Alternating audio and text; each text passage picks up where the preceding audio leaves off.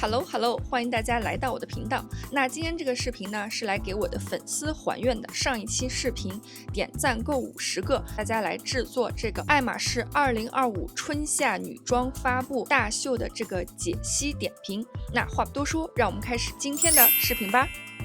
那说到这一季的2025的春夏爱马仕女装呢，那这次春夏系列延续了爱马仕一贯简约奢华的风格，色调温暖柔和，适合春夏的轻盈感。同时这一季明显融入了更多的户外和探险风格元素，皮革与棉麻的组合让整场秀呈现出一种自然的质感，非常符合都市女性的需求。说人话就是，即使它不是配货，我也有想买下去的冲动。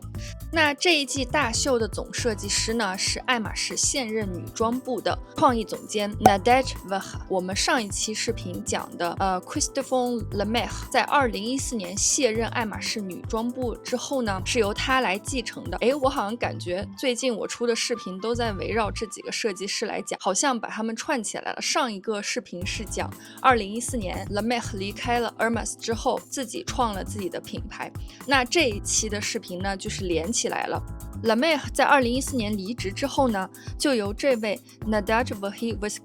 担任 Hermes 女装部的创意总监。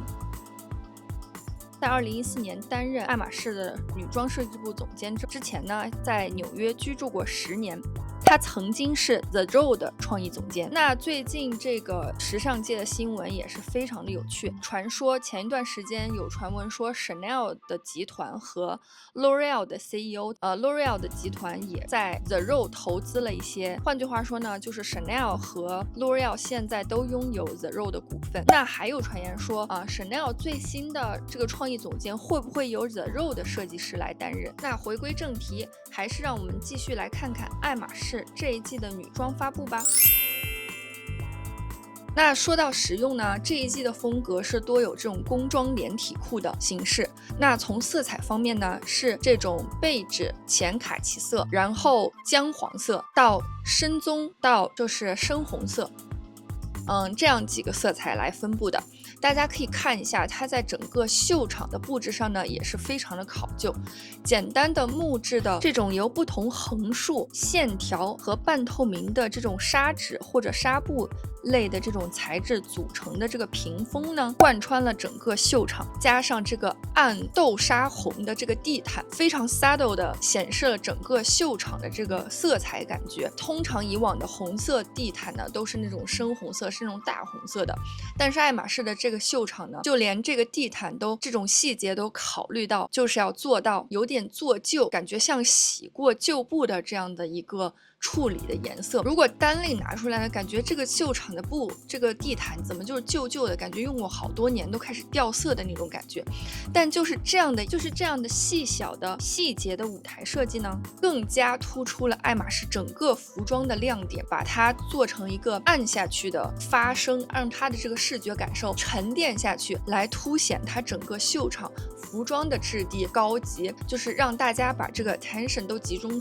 到它这个模特身上的服装和包包上面。就这样的一个小设计呢，都能够可以显示到爱马仕整个对这个设计上细节的完美的追求。服装的设计上呢，提高了腰线，这种小的 crop top 上面呢，然后高腰裙的设计，还有高腰裤，按照今年和就是最近几年的流行趋势来设计的。那这个设计师呢，他是从2014年从 Lemaire 手里接任了这个爱马仕女装的设计之后呢，就是一直执掌这个女装到现在。那它的设计上呢，也是越来越出彩呢，以这个流畅的线条出名，还有一些细节上的加持。大家可以看一下，它在细节上真是非常的考究，结构非常清晰，非常修饰身形的这种设计。那在细节上呢，也通过这种拉链的设计，还有一些在皮革上的刺绣，来体现出这个爱马仕的高级感。那大家可以看一下这个开叉裙，不同于 Chanel 的开叉裙呢，它这个开叉是多用在了做侧面的这个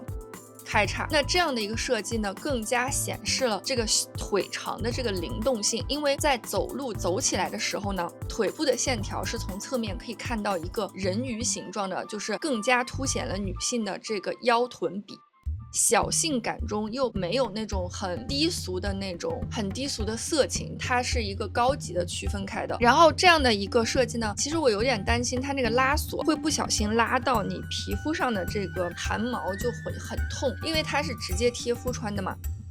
我还没有上身试啊，就是有机会等它发布之后，我有可能去店里试一下，再给大家来做测。但是我相信爱马仕这样的品牌，在它连一个地毯的这种设计的颜色上都能做出如此考究，那我相信它在这个拉链的设计上肯定也是做了很多测试，让它做到一个非常流畅亲肤的这样一个效果的。看就是今年这个皮裤啊，也是做了这种不贴身的效果。那这样呢，大家有没有想到《老友记》中那个有一个场景，就是 Ross 他穿了一个皮裤，结果出了汗之后就脱不下来，就是那种特别紧身的皮裤。那爱马仕把这个皮裤呢，因为它本身也是做皮革非常考究的，它肯定是有非常非常好的这种皮革的货源，所以它在这个皮裤的设计上呢，还有这个连体的这个皮衣一身的这种 body suit 上面也是做了一个 oversize 这种宽松的这种廓形，让穿着上呢更加的方便，然后好穿，然后实用性上跟穿着的感受上面呢，也是更加考虑到了穿着在这个人身上的感受，所以我觉得这个设计也是非常好的。还有一些短的这种皮衣的设计，在这个腰处收边处呢，也是做得非常考究。那这样的这个设计呢，就会显示着臀部非常的翘，整块皮的这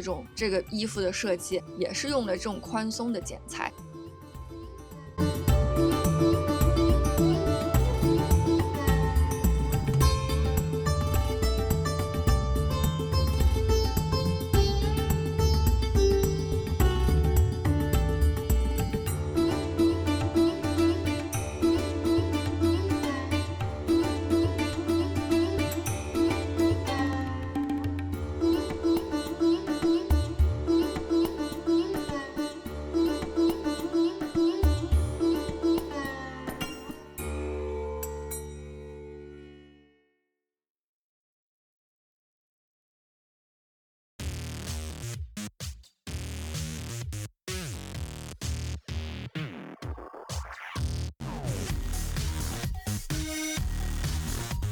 但是它这个剪裁虽然宽松啊，但是不代表它没有形状。大家可以看一下整个这种利落的剪裁呢，无论是任何体型的女士，还有这种大风衣的上身都是显瘦的，因为整个这个皮革本身就是有一个立挺的效果，加上它合适的剪裁呢，就会给人营造一种视觉上整块切割的这种感觉，可以藏住肉肉的。因为它的肉之所以显胖呢，就是因为它肉有很多这种弧度嘛，然后就是凸出来的这种视觉感受。但是皮革的整体的这种直线条呢，就可以把这种肉遮住，所以呢，整体效果上就是会显瘦的这样的一个设计。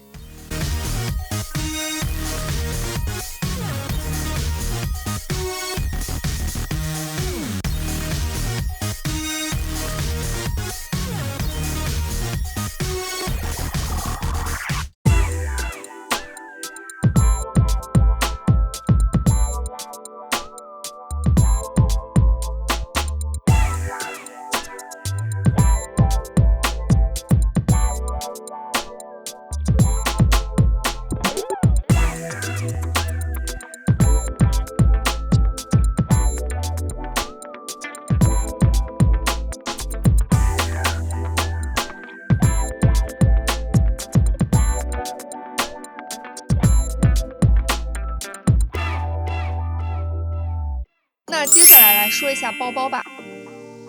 那在看今年这个大秀的时候啊，我惊喜的发现了，就是在很多的包型上面，比如说菜篮子这样子的包型上面，他们都使用了很多的马鞍皮。一开始我还想，这个菜篮子皮怎么这么硬了？就是向来菜篮子都是用 TC 皮的嘛，但是今年呢，就马鞍皮用在了很多就是以往没有用马鞍皮的这种包上，就是软塌塌的那种包型上。那我们现在来看一下吧。而且这个菜篮子呢，就是比22号还要再大，不知道这个是什么 size 的，后续官方可以公布呢，我跟大家再更新一下。大家可以看一下这个马鞍皮的菜篮子，真的是非常有质感。还还有这个棕红色、巧克力色的这个。那今年呢，就是一系列 Paloma 还有就是 Victoria 这2个包型呢也是大火。前一段时间我发布了一个今年的时尚快讯，里面有这个 Fashion Trend 评选出来今年比较热销的几个包款呢，就是有 Miu Miu 里面的这个方块这个豆腐包。那这个包型呢，就是 Miu Miu 也出了， The Row 也出，然后爱马仕也出，但是谁也不知道是谁先抄的谁的。那这个 Paloma 相当是60年代的时候，其实爱马仕就出了这个。那今年这个大秀呢，也是把这款包复刻出来了。大家可以看一下，就是好几个模特手里都拿了这个包，我觉得还是非常有质感的，它拿在手里面。然后大小也是出了多一些的形状。那不知道这个包现在要不要配货？我是有点小心动，想把它买下来的。因为它是春夏的时装发布嘛，然后就是有很多的特殊材质，像什么草编呐，像是这个菜篮子，还有就是非常细的，像是